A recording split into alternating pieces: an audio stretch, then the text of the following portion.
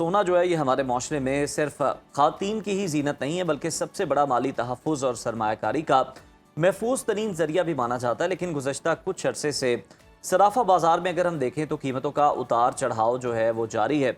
मुल्क में सोने की फ़ी तोला कीमत में मुसलसल कमी देखी जा रही है और गुज़श्ता 2 रोज़ के दौरान सोना 5,000 रुपए तक सस्ता हुआ है।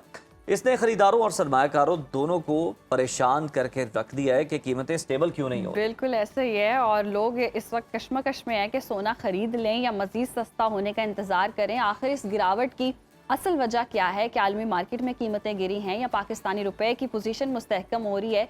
इन्हीं तमाम मुआशी पहलुओं पर बात करने के लिए हमारे साथ मौजूद हैं gold expert jeweller Mohammad Fayaz Qureshi साहब। बहुत शुक्रिया आपके वक्त का। वेलकम टू सुनो पाकिस्तान। अच्छा फयाज साहब, सोने की फ़ी तोला कीमत में तकरीबन 5,000 रुपए की बड़ी कमी देखी गई है। क्या ये कमी आलमी मार्केट में सोने के रेट्स कम होने की वजह से है या मकामी सतह पर रुपए की कदर में बेहतरी आ रही है? पाकिस्तानी पैसा मुस्तहकम हो रहा है, बेहतर हो रहा है? जी अस्सलाम वालेकुम। वालेकुम अस्सलाम। जी असल में ये इंटरनेशनली मार्केट का इम्पैक्ट है। ठीक है। इंटरनेशनल मार्केट के अंदर इस टाइम पे गोल्ड प्राइस फिर ड्रॉप करके 4,100 से जैसे ये मुसलसल को 4,200 के ऊपर चली गई थी। जो इंटरनेशनल मार्केट के अंदर एक आउंस की कीमत रिसेंटली जो सूरत हाल हुई है कि कल आपको यस्टरडे आपको पता चला होगा कि देखा होगा आपने कि जी ईरान ने फिर कोई अटैक हुआ है, कोई बहरी जो जहाज उनसे थे उनके जी। ऊपर, जिसकी वजह से दोबारा वो ऑयल की प्राइसेस ऊपर चली गई। जो ऑयल की प्राइसेस ऊपर चली गई तो उसका इम्पैक्ट गोल्ड के ऊपर आ गया। तो वो इन्वेस्टर क्योंकि एक जो इंटरनेशनली जो इन्वेस्टर्स होता है वो डिफरेंट चीज़ों में वो देख रहा होता है कि कहाँ-कहाँ उसको इन्वेस्ट करना है और वहाँ से उसको प्रॉफिट टेकिंग करनी है। आपने देखा था साबका दौर के अंदर कि जब गोल्ड प्राइस ऊपर जा रही थी, गोल्ड प्राइस से जब ऑयल का फैक्टर आया दरमियान में तो वहाँ से इन्वेस्टर निकला और ऑयल की तरफ चला गया।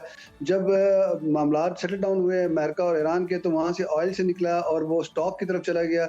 अभी रिसेंटली भी आप देखें कुछ दिन पहले डोनाल्ड ट्रंप की भी एक स्टेटमेंट थी कि मैंने स्टॉक मार्केट को बड़ा मुस्तहकम किया और बड़े हाई लेवल के ऊपर लेके चला गया।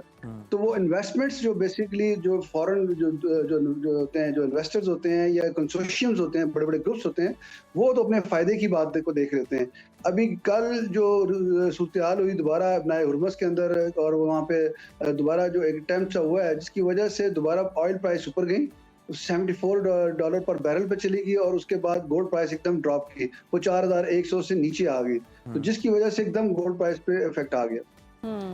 सही फयाज साहब, अब कीमतों में जब हम देखते हैं कि जब भी उतार चढ़ाव आता है या थोड़ी सी गिरती हैं तो आम आदमी इसी कश्मकश में रहता है कि खरीद लिया जाए या मजीद सस्ता होने का इंतजार किया जाए। और आप अपने एक्सपीरियंस के मुताबिक खरीदारों को क्या मशवरा देंगे कि क्या सोना मजीद सस्ता होगा? क्योंकि चैट जीपीटी भी जो है वो बताने से कासिर है फिलहाल। देखें सबसे पहले तो बात यह है कि इसमें इम्पोर्टेंट बात यह है कि जो बंदे as a manufacturing of jewellery की अगर बात हम करते हैं तो जिन्होंने अगर ज्वेलरी परचेज करनी है, ख्वाह वो शादी के लिए परचेज करनी है या वो अपने लिए परचेज करनी है, उसके लिए तो इसका इफेक्ट या इसका इम्पैक्ट को इतना असरअंदाज नहीं करता। क्योंकि देखें उन्होंने अपनी एक ज़रूरियात ज़िंदगी की जो चीज़ है मिसाल के तौर पर उन्होंने शादी के लिए परचेज करना है, वो तो करना ही करना है। तो उसके लिए अगर 10-20 हज़ार पे तोला ऊपर चला जाए, 10-20 हज़ार तोला नीचे आ जाए तो वो इफेक्ट नहीं करता। असल में ये प्रॉब्लम आ रही है जो इन्वेस्टर या इन्वेस्टमेंट के पॉइंट ऑफ व्यू से जो ट्रेडिंग करते हैं। अब इसमें भी 2 किस्म की ट्रेडिंग्स हैं, एक फिजिकल ट्रेडिंग है और एक अगर आप जिसको हम वीकली कर लें, मंथली कह लें कि जिसकी सौदे जिसको ट्रेडिंग कहते हैं वो। अब इसमें जो फिजिकली जो बायर्स है बेसिकली उसको थोड़ा सा इस मुताद होकर इस तरह चलना है कि उसको अपनी जितनी भी इन्वेस्टमेंट्स है उसको मैं अक्सर कहता हूँ उसको 3 हिस्सों में डिवाइड करना चाहिए। मिड टर्म, शॉर्ट टर्म और लॉन्ग टर्म की पॉलिसी पे चलना चाहिए। अच्छा, शॉर्ट टर्म में उसको लॉन्ग टर्म में उसको एक अपना टारगेट सेट करना चाहिए कि जी वो 6 मंथ्स के अंदर इन्वेस्टमेंट करना चाहता है, 1 ईयर के अंदर इन्वेस्टमेंट करना चाहता है। और इसी तरीके से मिड टर्म में वो क्वार्टरली आ जाए और जो शॉर्ट टर्म में वो 2 दिन 3 दिन के बेस के ऊपर उसमें ट्रेडिंग करे तो उसको इंशाल्लाह ताला कभी लॉस नहीं होगा।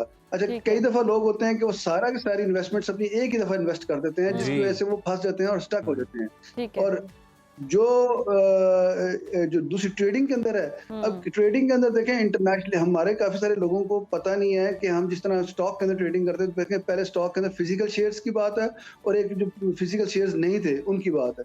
इसी तरह गोल्ड के अंदर भी फिजिकल बाइंग है और दूसरी जो बाइंग है जिसको आम लोगों को पता नहीं है और वो उसमें ट्रेड में चले जाते हैं और वो फिर लाखों के या करोड़ों रुपए नुकसान उठाते हैं इसके लिए।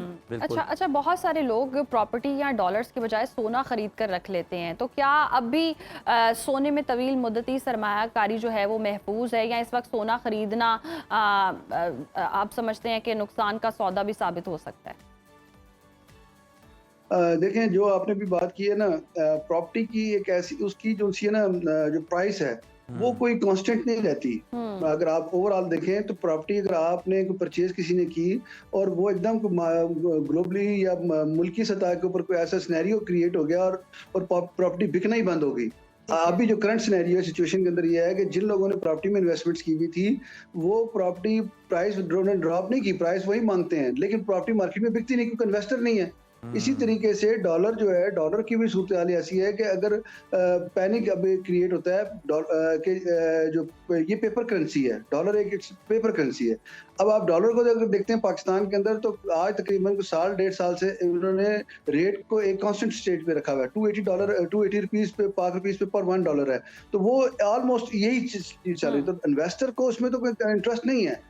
अब दूसरी तरफ आ जाए गोल्ड के अंदर ऐसी सूरत आ रहा है कि उसको इन्वेस्टमेंट करने के बाद थोड़ा बहुत उसको प्राइस के बेनिफिट्स भी मिल जाते हैं और गोल्ड एक ऐसी कमोडिटी है वर्ल्ड के अंदर, ये भी एक करेंसी है। दुनिया में किसी भी जगह चले जाएंगे आप, गोल्ड वहां पे कैश हो जाएगा और वो जो 24 कैरेट जिसको हम कहते हैं वो तो दुनिया वर्ल्ड के अंदर किसी भी जगह जाएं और आप दें और पेमेंट ले बिल्कुल, लें। गोल्ड भी एक तरह से आपकी इन्वेस्टमेंट है, करेंसी है। बहुत शुक्रिया आपके वक्त का, और यकीनी तौर पर जी गोल्ड की कीमत जो है वो कम हो रही है, करने वाले कर सकते हैं, महफूज सरमायाकारी है और जिन्होंने खरीदना है वो खरीद भी लें।